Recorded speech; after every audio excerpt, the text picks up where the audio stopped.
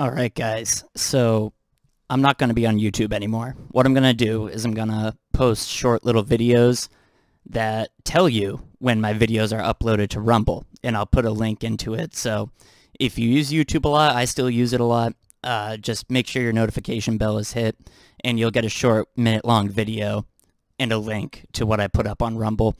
For everyone on YouTube, I'm getting to your comments right now. BL Ranch, great to hear from you, buddy. Everybody else as well.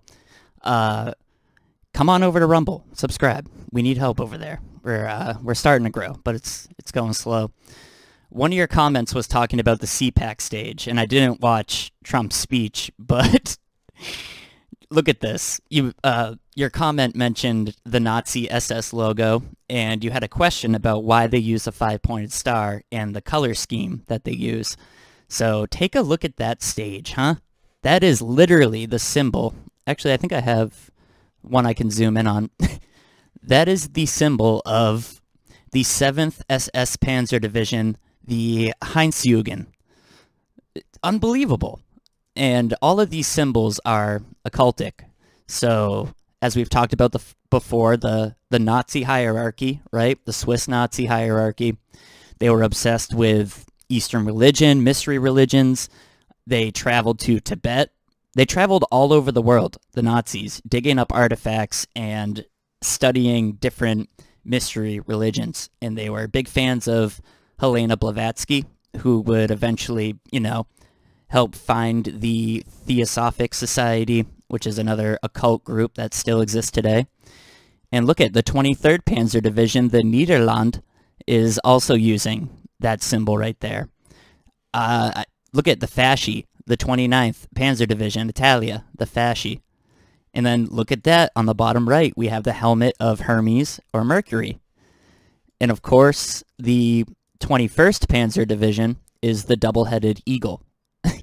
So at this point, you guys must be experts and you can just see this right away. Look at the key and the lightning bolt.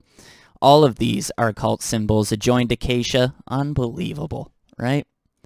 Crazy. So, I got to brush up on my Germanic World War II Nazi symbolism, and I don't have an answer right now for what exactly this little fish is right here.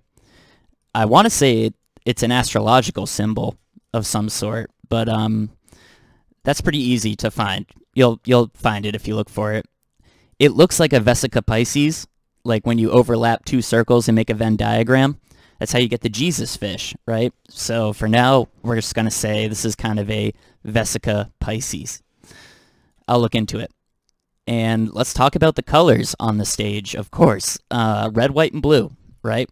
So way, way, way back in the day, before the dynasties of ancient Egypt existed, there were two kingdoms. There was Upper Egypt and Lower Egypt.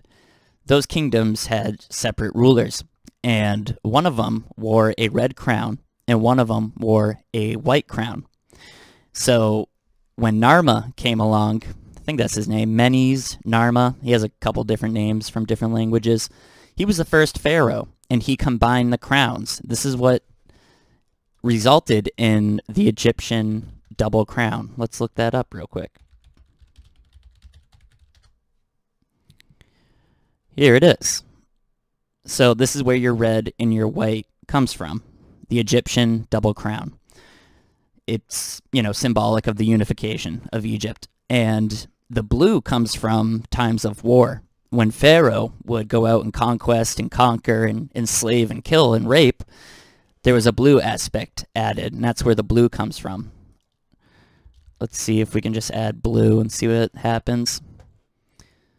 Here's a great photo that explains it, right? So this would be the Kafresh, would be the crown of war, and the Hejet is the white crown, and then the Shent and Desret are the red. Oh, I'm sorry, the Shent is red and white combined. So this is where the American flag colors come from, right? Now, think about the Five Eyes countries. Australia, New Zealand, Canada, United States, and the United Kingdom. They have an intelligence agreement with one another. They share intelligence with one another, right? All of those countries have a red, white, and blue flag, right? And all of those countries have roots in Switzerland. Switzerland's flag is a white and red scheme. It's a cross, right? Flag of Switzerland. So without going into a huge lecture, you know, during the time of Rome, Pharaoh infiltrated Europe. Switzerland is the homeland for the pharaohs today. The same bloodlines, the same evil, corrupt people. It's all headquartered in Switzerland. You have the United Nations. You have CERN, which is, I mean, that's a whole different episode for another day. You have countless NGOs. You have the banking capital of the world. Think about it. Why didn't Hitler roll into Switzerland? Why do the Swiss guards protect the Pope?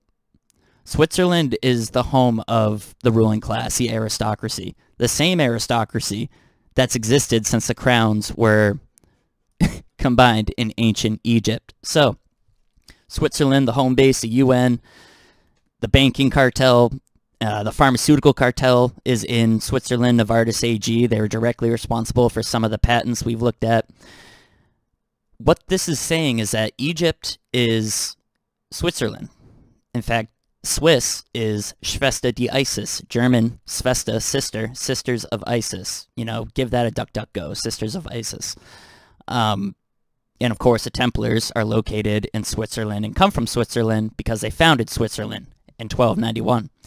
So the Five Eyes countries, the reason our flags are red, white, and blue is because we are created military branches of Pharaoh. Pharaoh, Nazi Templars, all the same thing. Freemasons, situated in Switzerland. In the red, white, and blue Five Eyes countries in our flags, we represent dominion of the Pharaoh with the red and white, and we also represent the warring aspect with the blue. It's undeniable. Look at the involvement of countries like Australia in the Vietnam War or Britain in the post-9/11 wars, right? They all take orders from Swissy, from the Schwester die ISIS, the sisters of ISIS in Switzerland. That is why you have your red, white, and blue colors on the CPAC stage. And there's a lot going on here. Of course, we have the Nazi symbol. Oh, what is that right there? Is that look at American flag on the left, and what do you see on the right? It must be the state flag wherever they held this, but it's red and white. It is a red cross on a white flag. It's just Swissy reversed, right?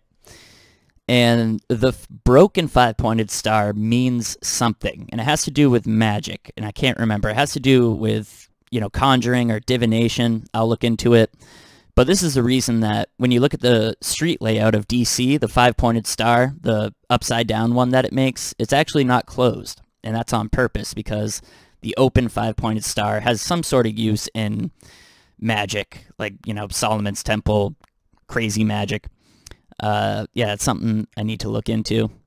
So many companies do, like Lockheed Martin. I mean, I can't think of them off the top of my head, but start looking for the broken five-pointed star, and you're going to see it all over the place with the most powerful companies in America and the world, all the defense industry companies. So I hope that answered your question. Richard, you got to come over to Rumble. Great question and great comment. It's incredible how you start seeing the world once you learn the language. And the only way to learn the language is to just be curious. That's the only way. It took me like 2 years. Wasn't even that long. And I feel like I can now, I can almost fluently read the language of the birds, or the language of the diplomats, they call it. The language that knows no language and knows no borders, knows no bounds. The language of symbolism. And once you learn it, just like Manly P. Hall says, the veil does fall. Holy shnikes. I've been in my apartment for so long, and I've been doing orientation for work and just interacting with regular people. Whoa. When they say the truth sets you free, holy crap, does it set you free. All right, thank you for that question. Come over to Rumble. I will upload this to Rumble as well, and there's a great hour-and-a-half long photo tour of Portland where we go over all the symbols, and we talk about the red and white right in the beginning, so you should go check that out. It's called Secrets in Plain Sight, Portland, Maine. Thank you, guys. Like I said, new plan, upload into Rumble. uploading short clips to YouTube to let you know and provide you with a link to Rumble because YouTube is ass-ho. I'll see you later.